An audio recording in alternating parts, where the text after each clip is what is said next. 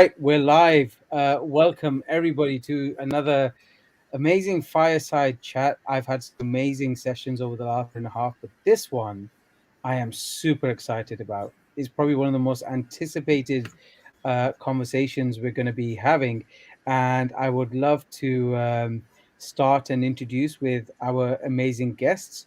First of all, welcome Chidi, who is a chief medical illustrator, a medical student, and who's taken the world by storm. Chidi, welcome to the platform. Thank you for having me. Thank you. We're also joined by another special guest. I call her Auntie Mary, I'm not sure if I'm allowed to say that now. Mary, welcome to the stage. Mary, of course, is the founder and president of Zenith Global Health at Zenith, and of course Zenith Global Awards. Welcome, Mary.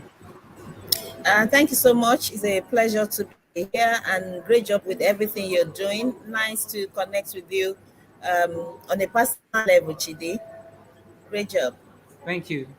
Nice to meet you. So we're going to kick this off. It's going to be an exciting talk because this talk is scheduled for 1 hour. There's a lot to uncover.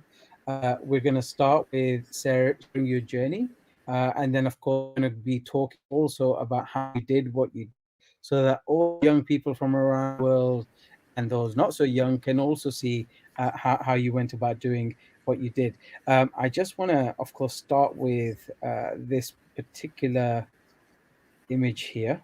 There we go. Now, this image here is what started it all. The picture of the black fetus. Chidi, tell us about you and tell us how this storm came into being. Uh, all right. Thank you so much for having me today. I'm Chidiebere Ibe, and I'm a Nigerian medical illustrator. I did a first degree in chemistry here in Nigeria, and I have a lot of portfolios I wouldn't want to mention right now. But so quickly, I'm just going to talk about how I started and how the storm came, and how the storm threw me off balance. Yeah, because it's quite an amazing journey. Now I've been 1 year as a medical illustrator. So I started illustration last year, July 2020, during the lockdown, and that was as a result of mentorship and guidance from my mentor, who is a medical doctor in the US. So he saw my artworks and said, "So why not go into medical illustrations? I mean, you're artistic and you have passion for medicine also, so you could combine both and do amazing things." I mean, I had never heard of that before in my entire life. What were medical illustrations? I had never heard about that. And before then, and before I reached out to him, that was during the lockdown, and I think that's because the reason why I reached out to him was because I needed money, and it was a lockdown. Of course, the economy wasn't going forward. We're not having money and all of that. So I told him that I wanted him to pay me to do designs for him because I'm also a graphic designer. And he said that there were no money to pay me. And I said, okay, let me volunteer. And so at the point of volunteering, so that's where everything happened. And it's amazing to know that I started, and when I started, I wasn't a medical student, so I had no knowledge of anatomy, I had no knowledge of medicine, so everything was just, I was just, it was just a struggle for me. But I took up the challenge to learning.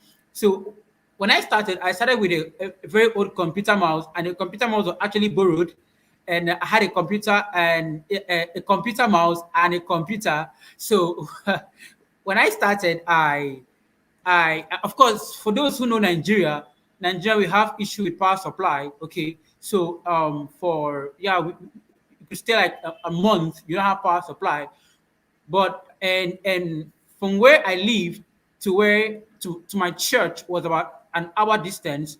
So I would pay transport to my church for 1 good year, where I could see power supply to learn medical illustrations. And amazing to know that there were no tutorials online. So there were no tutorials online. So everything I learned was what I taught myself. So I would go to church from my house to my church every year for 1 good year, where I could get power supply and teach myself with a computer mouse. But in the process of learning, I realized something, that the more I use something very small to learn, the more I challenge my mind to thinking bigger.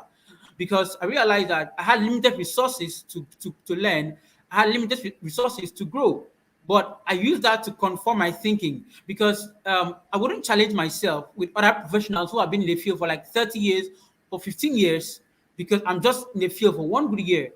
And I had very limited resources. But one thing I had was the power to think creatively and the power to think out of the box. So what I did was that when I go to the internet to see other medical illustrations, I would see amazing detailed illustrations. And of course, I wouldn't compare those drawings because I mean I had just limited tools, and those that created this illustration had sophisticated tools to creating this. But I didn't allow that limit me. So what I did was that I had to question the fact. So if these guys that did these drawings did this with amazing gadgets, with high resolution computers, with with amazing tools, how can I create this with a computer mouse? So that was what I had to question myself. So actively, I had to actively think, I had to actively create drawings in my mind. So for example, if I'm walking on the road, if I'm doing an activity that is not drawing, I'm thinking, oh, how can I do this that I saw on the internet with a computer mouse? So so those thoughts kept on creating imageries in me. So whenever I decide to so whenever I decide to draw now, then and the drawing that I had thought about will become quite easy because I had actively thought about them in my thinking process. So that was how I started. So for a year, and I mean, a day did not pass without making an illustration. And of course, not all drawings I had done did I post public because some of them, like I wasn't proud of them because I would make comparisons to others who had been in the field for a long time, and so I created those drawings in a day. And if a day passed and I didn't make drawings, I felt bad. I felt bad. I felt that I am actually lagging behind. That I mean, I think I was actually too hard on myself, but that was what was the journey. So that's how I started. And until when I created the drawing that went viral, yes, uh, the day before I created the drawing that went viral, I had a quite disturbance in my spirit person, and so I was actually denied a visa to school. I was supposed to go to Ukraine by September, by November rather. So, but I was denied a visa to go to school. So, in the midst of the turmoil, in the midst of thinking, how can I get out of this? Because I had spent a whole lot of money for visa, and I was depressed. I was worried. So, in that down state of my life, I created a drawing. And to be honest with you, I didn't expect that drawing would go viral because I had created a whole lot of complex drawings also. I had created a whole lot of amazing drawings, not that alone. But it's amazing to know that when I created that drawing, I actually said that, I mean, on my social media handle, all I said was that I am black and black is beautiful, and that more of these should be encouraged in medical literature. And I posted that, and I advocated for what I believed in. And the storm came very heavy and threw me off balance because I didn't expect that. But I had to move with the wave, and I had to make wise opportunity of that moment. Yeah. So, So that's Chidi, it. to summarize that, and I want to come to Mary now, is you started these illustrations and you're doing some design work that you decided to pick up. You applied to do medicine. Your visa got rejected, and then you posted this illustration of this black fetus, and all of a sudden it was picked up by CNN, CBS. It was picked up by the Huffington Post and literally went viral all over the internet. You started a GoFundMe campaign, and I think you raised just over £28,000 when your target was 15, and that pretty much paid for your tuition fees. Is that correct? Right. And Yes. of course, you've now gone a step further, and we'll come up to that in what you've done next. Mary, this is a remarkable story. This is a young lad based in Nigeria who no one had potentially known before, at least not to the scale he's known now. And I can tell you, Chidi, a lot of people know you all around the world. Um, first of all, why has it taken so long to people even think about this? Like Chidi's done it now, but why not have the whole conversation of a black fetus, or have that representation? You've been in the healthcare industry, you're a titan in your space. Why do you think this has happened now and not before?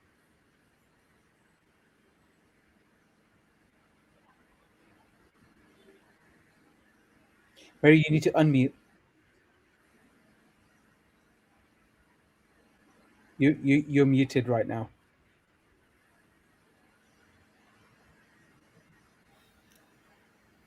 So if you unmute your mic. So whilst you're unmuting, there we go. Was that question for me or for Chidi? Yes. No, that's for you, Mary. That's for you. Okay. Why, with everything he's achieved in such a short space of time, I want you to touch upon you being who you are in the healthcare world. Why is it taking so long for this representation to get out there in the first place? Okay. Thank you very much. And I'm really happy we're having this conversation because one of your posts, I think on LinkedIn with this, a very good friend of mine who's a obs and gynecologist made a comment that even had loads of comments underneath, Gloria. And I'm really happy that she was able to be involved in that conversation because one of the reasons why probably it took this long is the fact that A, being at the right places at the right time, and B, positioning your intentions to convey the right message, to bring out the resilience that is behind your success, and also to create sustenance. And for me and people like Gloria, what we will want for you is sustenance.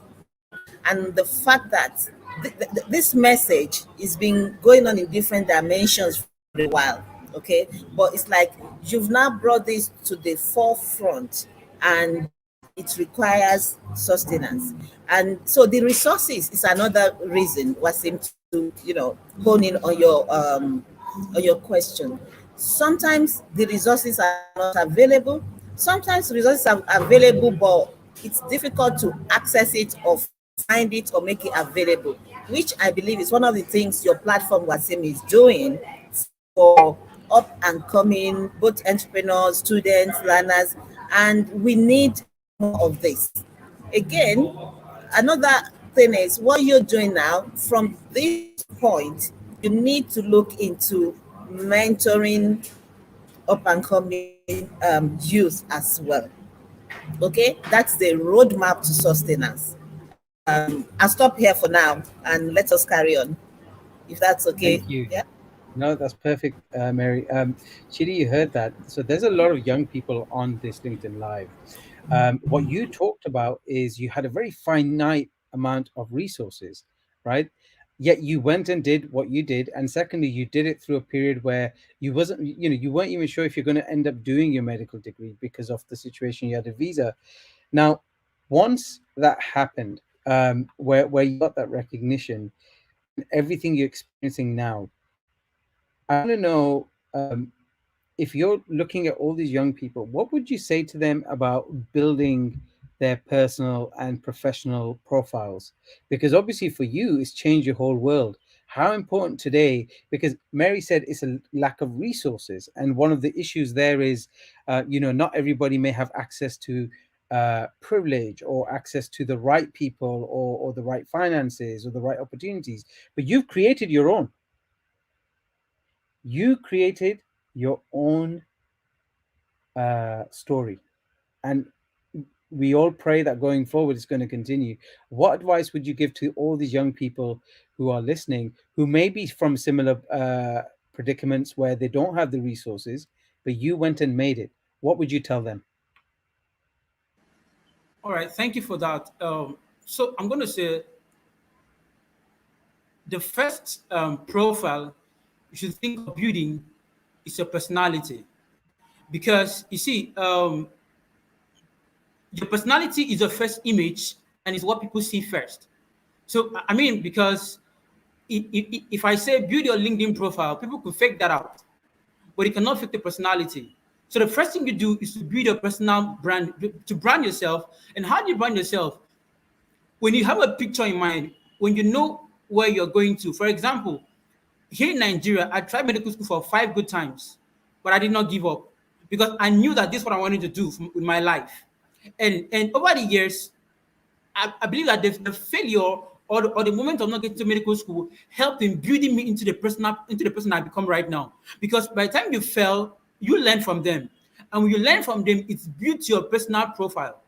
Because and the body of knowledge I've acquired over these years is as a result of the things I've gone through, as a result of the failures I've gone through, as a result of difficult moments in my life I've gone through. And I sat down to question myself, what can I learn from this time, from this moment in my life? Now, for those who are coming from difficult background like I came from, I did not use that as an excuse for not working hard. Now, for you to build a personal profile for yourself, first of all, you need to understand where am I coming from.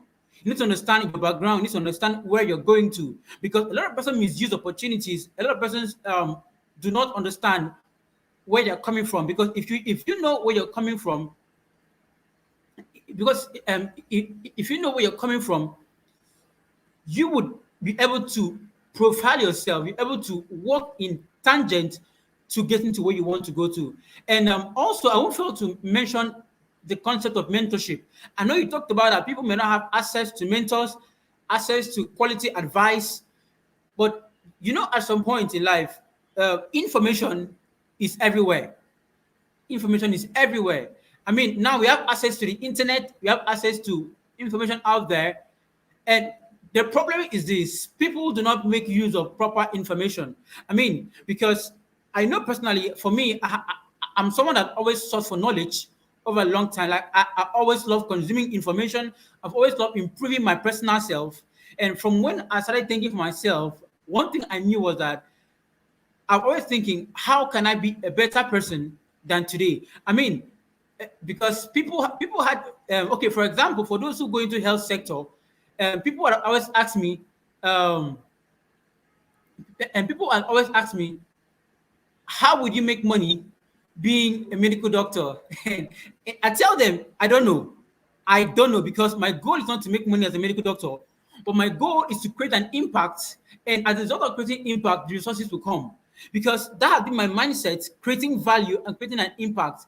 And because I had decided to create that impact, I then decided, oh, for those who create impact, how do they develop themselves? How do they build themselves? Because as I earlier said, the greatest value you would give to the world is to building yourself. Because when you build yourself, you would have what to give to people. And from there, when you develop yourself and when you know what you want and what you do not want, that will curtail excesses in your life. Because sometimes people take things that they do not want, and those are a lot of baggage in their life, and at the end they do not tend to achieve the goals that they want for themselves. So this has pretty been the long journey in my life. And for those out there who want to build profile for themselves, who want to build outstanding remark for themselves, I would say focus on the inward. Now, your goal should not be making a name in quote, but your goal should be being a better person of yourself.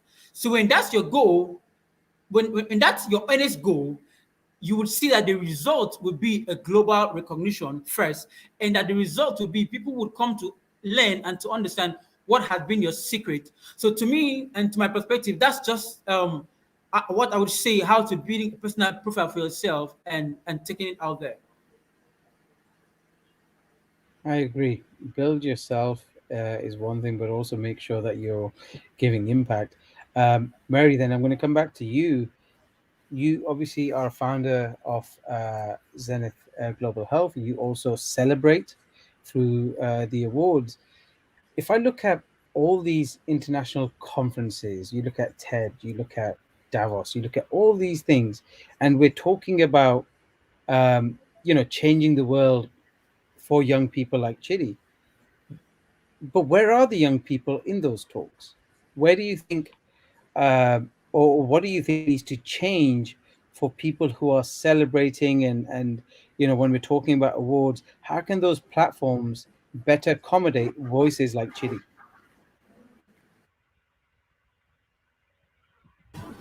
Yeah, thank you. So, what we do, our Rising Star category is the only category where we have multiple winners. And the purpose of that is so that we'll give every aspect of nursing, medicine, allied health the opportunity to shine. So sometimes we may have 5, 6 rising stars in that category because we look at these people who have built resilience, excellence, consistency into what they do across board. It may be advancing health with media, it may be medicine, it may be nursing, it may be mental health and things like that. So that when they come together, it's not just about handing them this plaque, because there's a process. So the judges will look at their presentation and what they've done. They go to every length to make sure that they merit it. Now, when they come to us, when they come to that point now, we match them with people within the organization, from advisory board to people we're giving recognition and lifetime to, and say, look, this person is our rising star in this area. So we create mentorship. Sometimes we fund training. Like when we did our very first Zenith in Africa, the summit, our rising star, one of the, apart from the plaque, they got 1 year mentoring from the Institute of Health and Quality in Europe. So something like that we create for them, so that as they grow, they have somebody to hold their hands and say, look, do it this way, do it that way, and signpost them in other areas. So it's like an encouragement, it's like support, it's that to help them navigate, because it's not always easy, as we all know. For instance, now Chidi has created this amazing thing that he's doing. So what happens in 1 year? Actually, what happens in 6 months, right? So that kind of things, like a roadmap, is put in place for them, so that there's guidance for them as they grow, and collaboration as well. Agreed, agreed. And I'm going to now focus on the next segment, which is Chidi. Let's talk about the education component. In fact, I want to pull this comment up by Roland. Isn't modern education a problem? Too much learning of facts rather than learning how to think and use them. And I'm just going to play a clip from a LinkedIn Live we did with Sarah Katusia, who is the managing director for GoFundMe Central Africa SSA. I'm going to play this clip, and then I'm going to follow up a question for you, Chi, on education itself. So I'm just going to play this now. I'm like to do marketing. When I walk to advertising, I'm just like, what is this place? Like, it's so different. And the things I learned, the things I am supposed to be doing at work.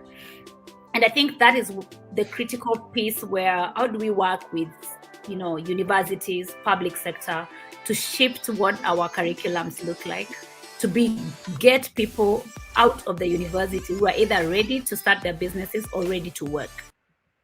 Now, the context of that was Group M had started GradX programs where they were teaching people in Africa and young people in Africa to be prepared for marketing and media work. Growing up, no one tells us that. No one tells us that, hey, make sure you, like, we hear the words, you must have a vision, but no one tells us how to articulate it, how to present yourself in media. And the education system, as Roland said, we've got a lot of facts and figures, but how important do you think is representation, not just for those who have access to it, but also ethnic minorities and communities that generally wouldn't have used media as much as before? How important do you think now for young people, Chidi, is it that they have a media presence and therefore build their own narrative? All right. So I'll start by saying that um, the school system now is full of a whole lot of facts. Let me start by saying that, because from now and then, we are all passed with the same information over and over again, and students just accumulate this and just know this. Most of them just to pass the examination, and nobody's challenged to think outside the box to create something very different. Now, the media is one of the greatest tools ever given to mankind, and also one of the demeaning tool ever given to mankind, because if you make wrong use of it, it will deter your name. And if you make wise use of it, you will have a glory. So it depending on the perspective or the area which you decide to use the media. And now, I would say that I'm a product of one who has used media effectively. because I know that that's where people are. That's the community. That's where people want to be heard, or people want to hear and say, or hear what's happening. And if one makes wise use of the media, the outcome will be positive. Now, for those who do not have, because I know that for here in Nigeria, mostly our curriculum is actually passed down from what was used in 1994 is what's using mostly right now, because nobody cares to review this curriculum, nobody cares to update it, and of course students just learn that just to pass examination. But there are a whole lot of information out there that students could harness to become better students.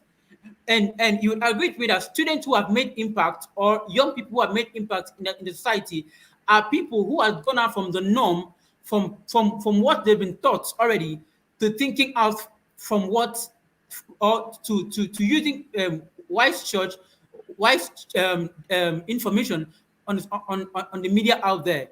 Now it's amazing to also know that for the change to begin, or for one to make a bigger change, the media is where you could get information to making the change. For me personally, as I earlier said, actually did the first degree in chemistry in Nigeria. It's amazing to know that the information that we had consumed in school was something that our teachers were taught 50 years ago, or like 40 years ago, and they were using that to teach us again. But what amazed me most was that, personally, I'm someone that I actually teach. I love teaching myself more than um, more than what I would learn in classes. So most times when I'm in classes, I don't tend to understand what teacher is learning or teacher is teaching rather. So when I go back home, I do my personal research, my personal study, and that's all from the media. So the media has so much to offer if only we can make wise use, a wise judgment from that. And there's another point I want to add to that, and Miriam, to you. You're a student. You're in a school, college, university. You've been given a presentation. And then you go home and you turn on YouTube to figure out what is it that you were actually supposed to be learning. And then when you do that, you'll probably speak to friends and whatever to further clarify. Or you'll be tapping into a $226 billion private tuition industry. So not only do you go and pay in the UK, we're lucky we don't have to, but places around the world where you may be getting paying for your schooling, then you hire a private tutor on top, potentially to explain what you learned at school. This industry is worth $226 billion.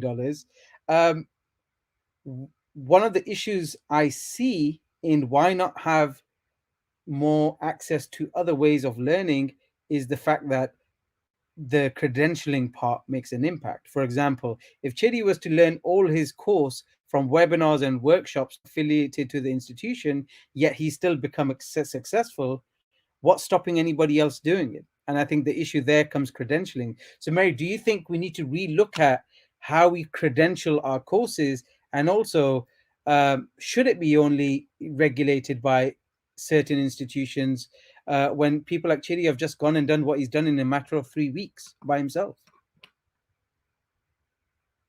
It's a loaded question.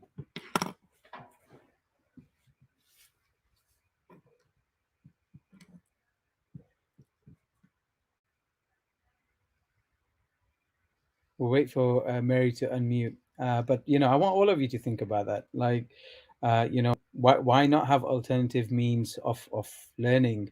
And as I said, Chidi, you've probably done a lot more in 3 weeks than people potentially might do in a whole year's worth of working every day. Mary, did you want to unmute? There we go. Yes, sorry, I didn't get the question there. It's a bit faint. So the question was, as Chidi has said, and we talked about education. You go to your class and then you come out your class and you end up watching YouTube to learn what you should have been learning. So my point is, do you think the fact that credentialing or credentials, the fact that you get a certificate from a degree or a course, is the barrier in really democratizing the way we can learn? For example, Chidi today could teach a whole generation of kids what he did. What's stopping him from doing that? other than the fact that if he starts teaching and coaching and mentoring, does he need a certificate to say or backed by institution? Yet it wasn't an institution that allowed him to do what he did in the last 3 weeks. Yeah, you're right. So there has to be an overhaul in education across Africa and globally. And the good thing is, in some areas, that is being realized. With the introduction of OSCE and the introduction of even apprenticeship. If you look at it, they are building people from that. And if you like, you can go on to have your BSc, MSc, PhD, or whatever. But your background will be not only imbibing the information, but doing and excelling in doing, in interpreting what you've had, what you've learned. And that translates into, so if you have a certificate at the end of that, for instance, is from learning and doing, rather than, like you said, sitting in a curriculum that says if you score 90 over 100 in this one, then you're good to go. Now, just before the pandemic, I was helping the Medical University in Zambia to overhaul their education system. And what we did was what we called blended learning. So we had the e-learning platform, and then they had the skills and simulation, which I helped the country build about 7 out of the 10 provinces before the pandemic. So what that means is that when they are not in the main city studying for either medicine or medical licenses or whatever, when they are in the provinces, they still have access to the learning, and they will have access to skills and simulation as well. So they are learning, they're doing, and they have competency signed off for that. So it's not just about somebody sitting in front of them and saying, do this way, do it that way. And I believe that with time, as we embrace the blended learning, somebody who's doing things like Chidi is doing can say, okay, I've created this module and this is how it works. And if you go through this module and you do it this way, you can, and I bring myself back to what I said earlier about mentoring. It doesn't have to be you sitting in front of them and saying this and that. It's about having a structure. And before you know it, with what you're doing, which some other people are doing something similar as well, will form a critical mass of changing the face of education, of changing, the way certificates are interpreted into. For instance, as a specialist practitioner in minimally invasive surgery, I learned on the robots, I learned on doing and things like that. And now with, supervision of a consultant, I can do some of the things that the surgical registrars are doing. And, so things like that we need to incorporate. And that's part of our aims at Zenith Global Health, to bring this innovation into learning in healthcare and also in management. Because if you're able to change the mindset of the people at the helm of this, then you begin to cascade it, and then you begin to make a difference. I must say that that experience with the blended learning is one of the best experiences of my life, and it's turned me into an evangelist of, innovating both medical education and education in general. I agree. And Michael, I just want to bring this point up that you mentioned. I absolutely agree. You still need to hold it. And that's the thing about credentialing. How do you hold people accountable and make sure that whatever they're learning is tested?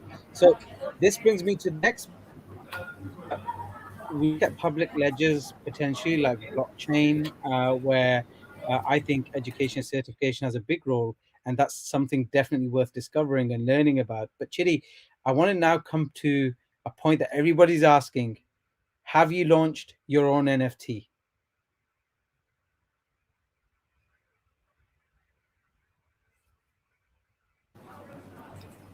Say that again, Wasim. And I'm asking Chidi. Chidi, Chidi, now okay. now that you've done this illustration, did you launch your NFT? Okay. Yeah, so my work is on the NFT. Yes, so but I haven't made it public yet. So by this evening, I'll make it public, and the auction can go from there. It's on NFT already. So let's tell people the journey, right?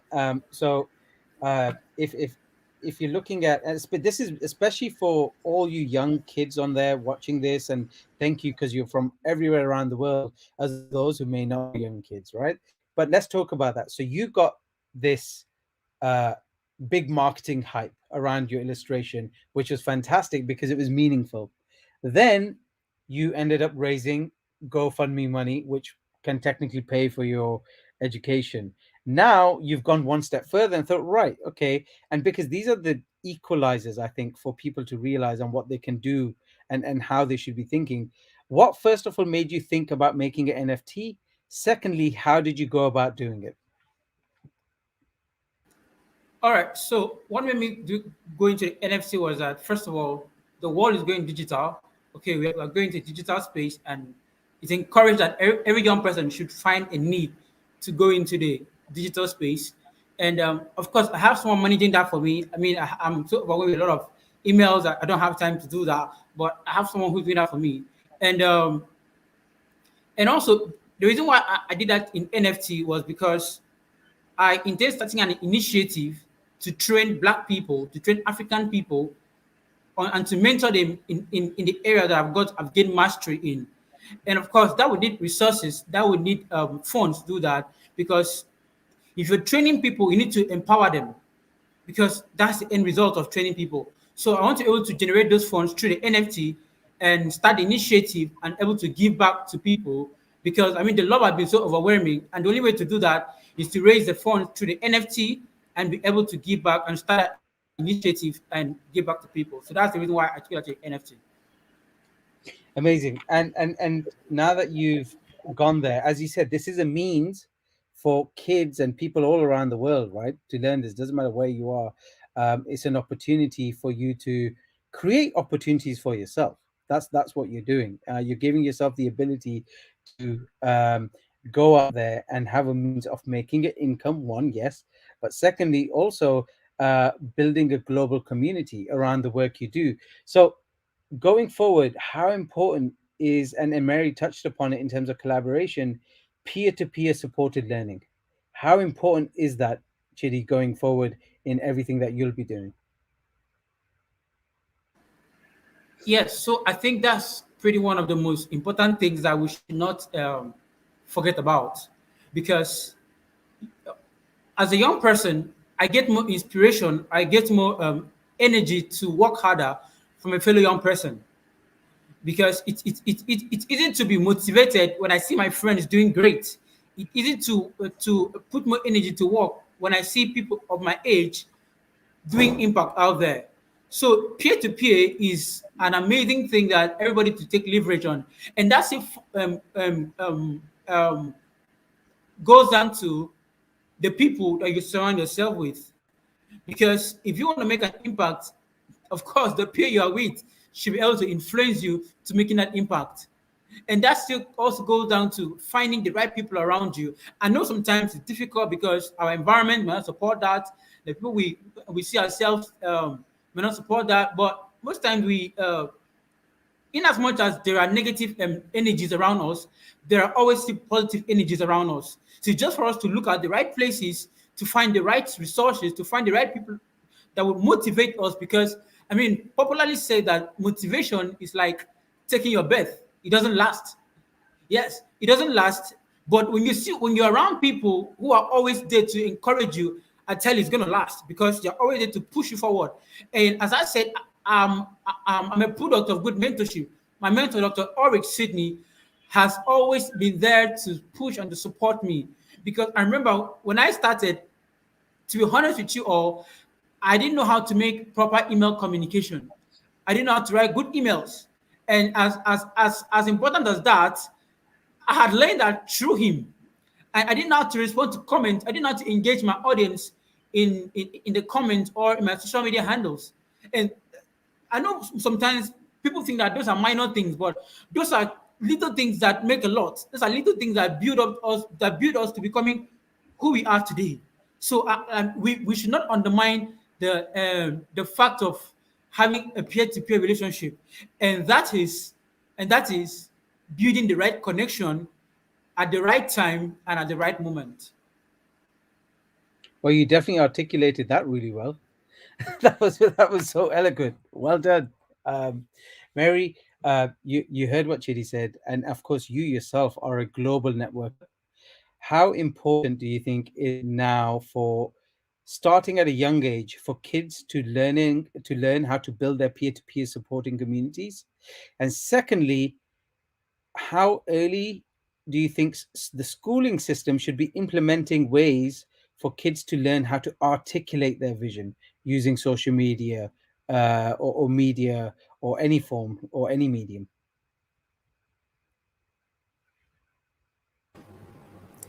Yeah, I believe it should be as early as possible, actually.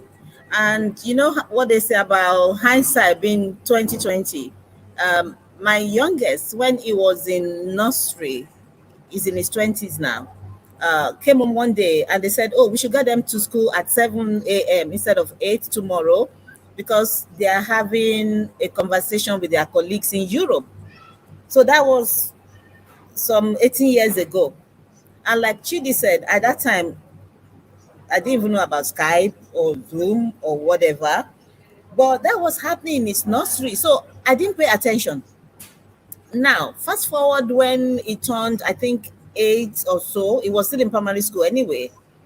I started my work as nurse consultant. And all through university, we were using our slide, you know. So we weren't using PowerPoint. And I needed to prepare. So this boy watched me and he goes, "Mommy, you are going to, be addressing this crowd. You cannot use that, that plasticky thing that we used to put on our." Laminates, yeah. Yeah, you did PowerPoint. And I said, "PowerPoint?" Anyway, so he was showing me. In the end, he took the laptop from me and he was doing it. And I said, "No, you're not going to sit here forever. Show me." Okay. It was then that the penny dropped, that this skill that this boy was accumulating when he was that age is now coming handy for me. So it's important from the beginning to not only teach learning, cramming stuff, but to identify the gifts, the talents of our youth and help them to develop that alongside formal education. And also for us to find a way, somebody mentioned that in the comments, of regulating informal education as well, so that at the end of the day, it wouldn't be like everybody will say, "I can do this," and then it turns out that some people cannot do it. Then they mess it up for those who can do it, because the people who can support have had bad experiences from "I can do it." So there's a lot of work to do. And so when we begin to support our youth from that young age, A, they build confidence. B, they build resilience. C, they know where to look. As everybody has been saying now, they know where to look for relevant information. I always say to people when I go to train and mentor, either for personally or for Zenith Global Health, I say, "I don't mind you adding me to your group, but please don't add me to groups where you post things that you pick randomly. Add me to groups where you want to have credible discussions, where you want to take things forward, and where you want to see impact." And that, I mean, there's no age limit to start that. And once we've got them to when they are youths, again, you know that in life journey, there'll be distractions, there'll be ups and down, fall and rise. We need to be there to support them, to, catch them if they do fall, like we've all done in life journey, and also to, make things available for them, not what they want to hear, but the truth. Let them know it's not going to be easy or straightforward, but they can do it. It's achievable. If the next person to you can do it, you too can do it. Self-belief is very important. And so is focus and consistency. Well said. Because I always say that our youth is our future, and we what we invest in them will determine what our future will be. Very true. Larrabe has got a question for you, Chidi. we know one of your great mentors. You mentioned Dr. Sydney. Who else do you get inspiration from? Well, I'm a Christian, so I get inspiration from God, of course. And you go to Bible study every Sunday. I think you Sure, mentioned of that very course. much. And your Yeah. faith. How does your faith uh, inspire you and help you get through the difficult times? Yes. So it's amazing to know that, as I said, I'm a Christian and I love God. And so when I mean, I've gone through series of difficult moments in my life, difficult, and I can't talk about it right now. But one of them was when I was and when I got admitted in Ukraine to go to school, and so I got denied of visa. And it's amazing that I spent all the money I had to do visa, and I was denied the visa. I mean, I had no school fee already, so I wasn't sure I was going to get school fee, but all I knew I needed a visa, but I was denied the visa. So at the point of that moment, I had to pray because I'm a Christian. I prayed about it, and it's amazing to know that I took that faith. I'm that leap of faith I took because, as I said, I had no school fee and I spent all I had on visa. So, what was the hope that I was going to get school fee to go to school? But it's amazing to know that as I'm speaking to you right now, I had raised my school fee enough of it, and that's what my faith does for me because I believe that but I was going to raise my school fees. And funny enough, and when I made that drawing and posted it on social media, I had to put up my GoFundMe link. And honestly speaking, I had posted that GoFundMe link for about 4 months before then. I had no money. People were not donating to my GoFundMe, so it was depressing that I was losing hope. I was how am I going to raise school fee? And it's amazing that in just the space of 1 week, and I'd raised enough for my school fee. That's what my faith does for me, and that's how my faith kept me going because I know that amid the storm, amid the difficulty, there was also going to be a way out of this.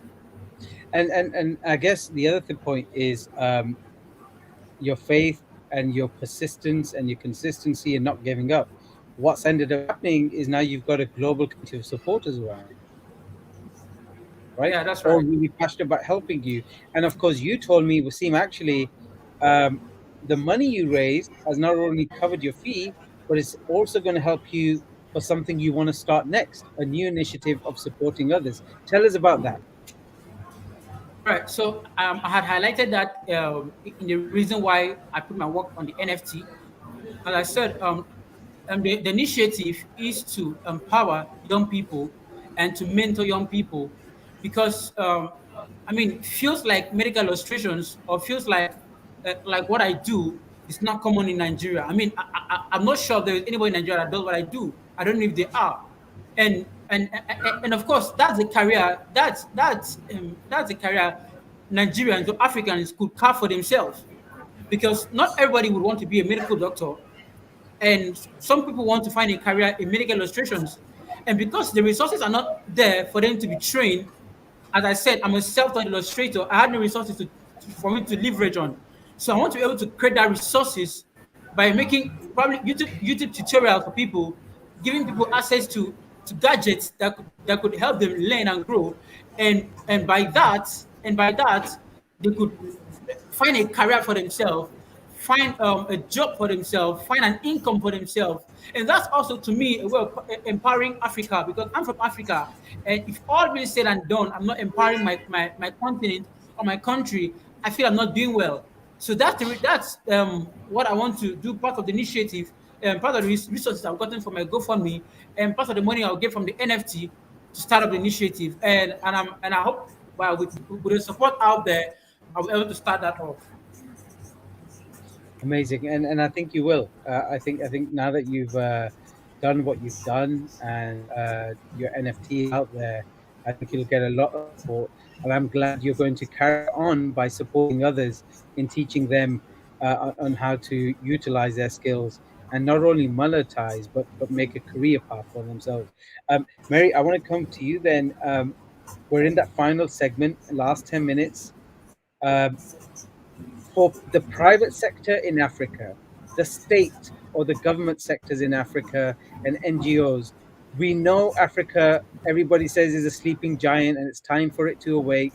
but the potential is already there. People like Chidi are out there.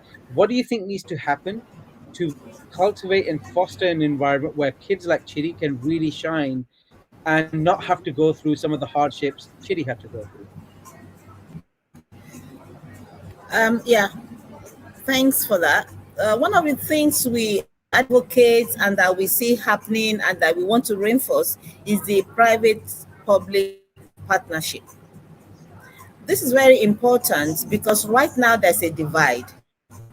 There's a divide in the sense that every parent, and I don't blame them, wants their children to go to a private institution for whatever reasons, which most of the time are valid reasons. But we need to be able to marry both. What's lacking in our public schools, both from nursery to secondary to tertiary and to university, what's lacking? How can we do that as a people? How can we engage government to actually respond to what is lacking? Because not everybody will be able to go to private institutions. So we need to make that available, get our government talking. And the reassuring thing is that we just need to start somewhere. We just need to look. And we've been fortunate as any global health because we are based in the UK, so we have opportunities for benchmarking. So we are able to source which area in either in private in Africa or in government, in public, where we can say, okay, you are doing great already. Why don't you champion this? And this is what is being done here.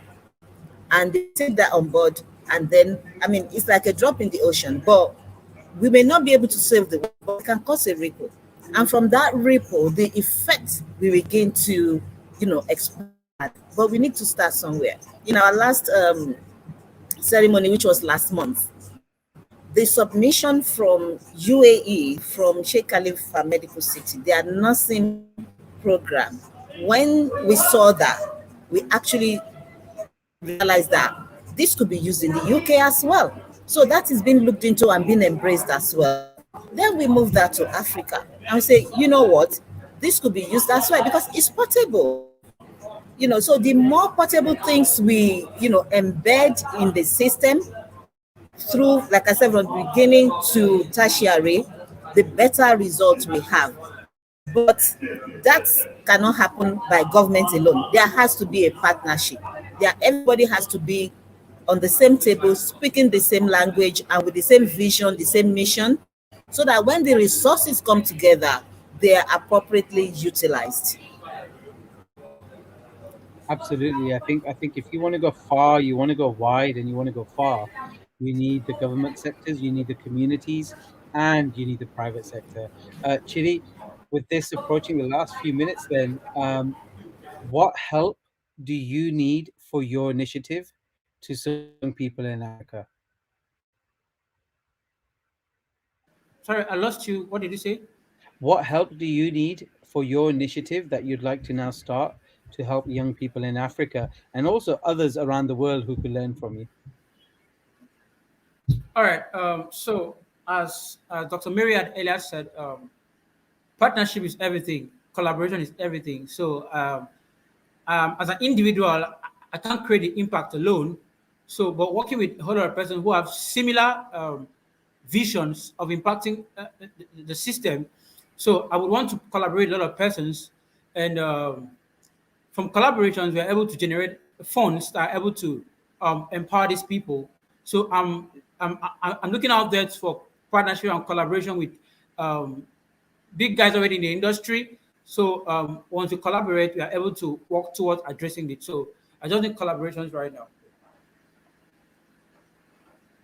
Amazing. And this is one of the ways you do that is now you've connected with Mary. Mary is super well connected, and I'm sure will be happy to help where she can. And of course, all the people that you saw commenting and got involved, I think that was extremely powerful. And this is the advantage of doing what you do. So I want to summarize this. We touched upon your journey.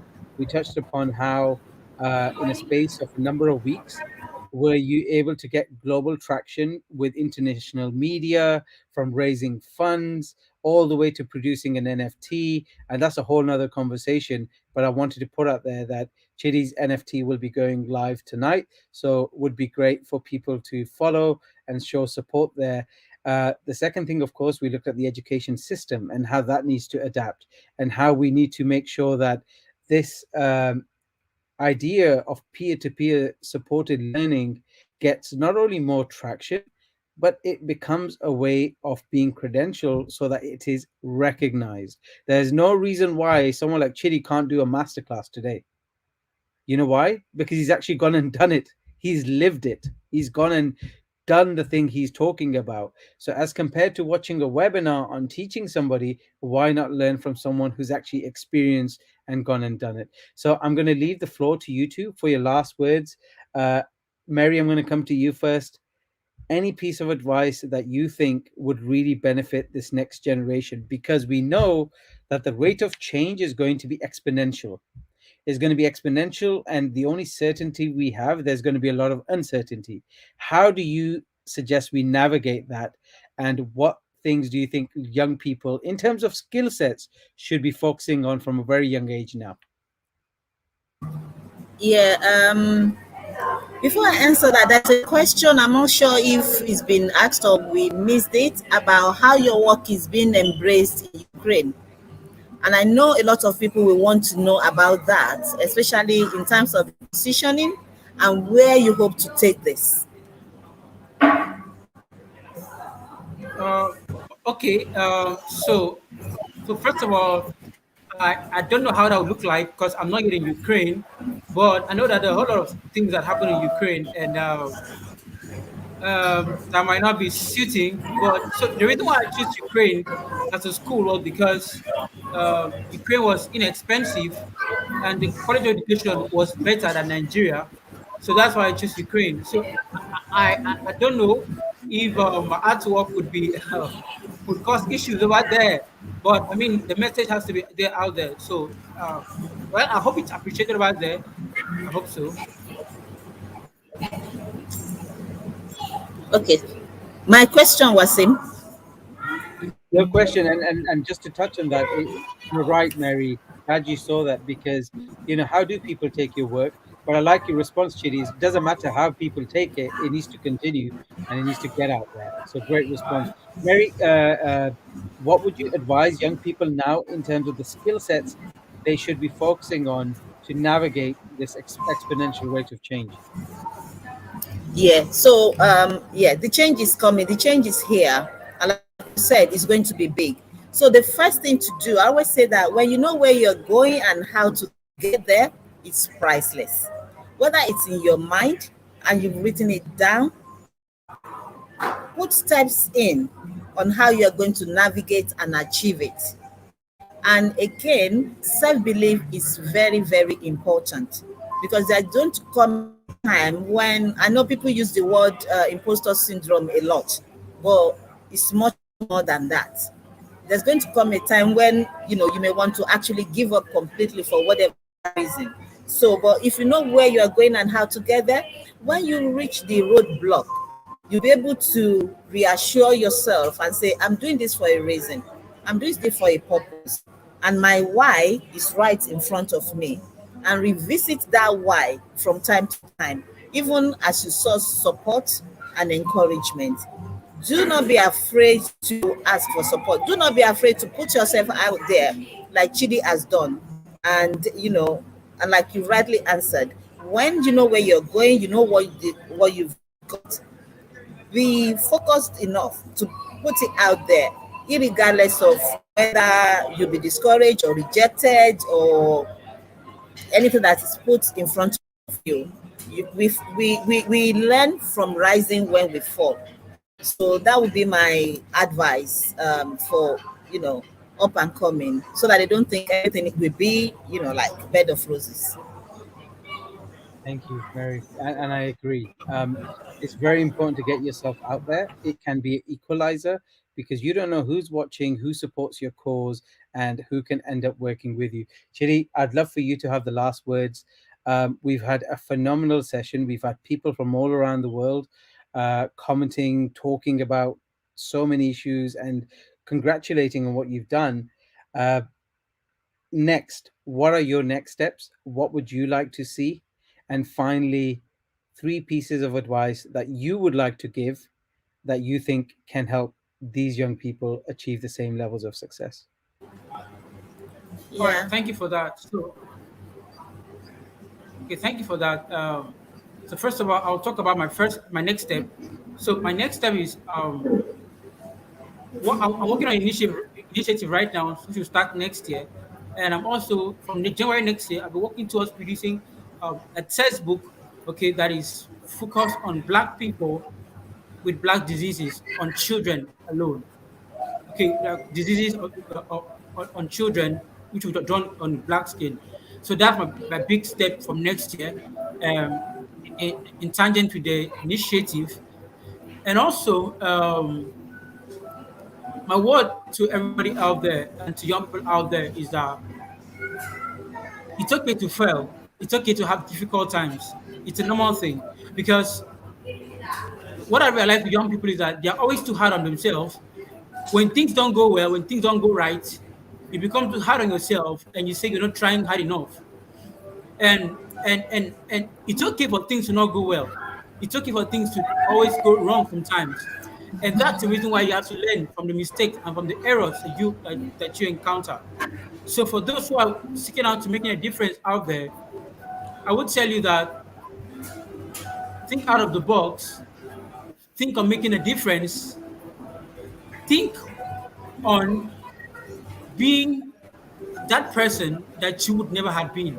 Because the fact is this, when you question yourself, when you look at yourself and see the thing that you wish you would have done, and you do an introspection, you be sincere with yourself and you're honest with yourself, and you know that you have to work on yourself, then you make an impact. So to everybody out there who is seeking to make a difference, seeking to make a change, be true to yourself, be real to yourself, and work hard. And of course, you're going to fail, and just keep rising and keep doing your best. Thank you. Thank you. With that, we're done with this session. I'm so glad we covered this. You know, to say what you've done, Chidi, is incredible. And I think it's something that people around the world can really look at, not just from the developed countries, but also from the developing countries. We wish you all the success. Look forward to seeing how you grow. And I hope those who are watching, those who are able, do support Chidi's initiative. And Chidi, we're definitely going to be connecting you to people who we feel will definitely support you in your work. Mary, thank you so much. It's been absolute, because by the way, Mary had a meeting and she still jumped on and she hasn't gone home. She said, you know what, I'll stay behind for this live. So thank you so much for Yeah, being here. thank you, Wasim. Thanks, Chidi, and thank you, everyone. You've made this really interactive and encouraging. So, and we hope you've learned one or two things from this. It's about connection and it's about working together to make a difference. So, thanks, everyone, and see you, Chidi, at the top. Absolutely. All right, guys, we're going to bow out. Thank you so much. Good night. Have a wonderful evening Bye. and keep Thanks. inspired. Thank you.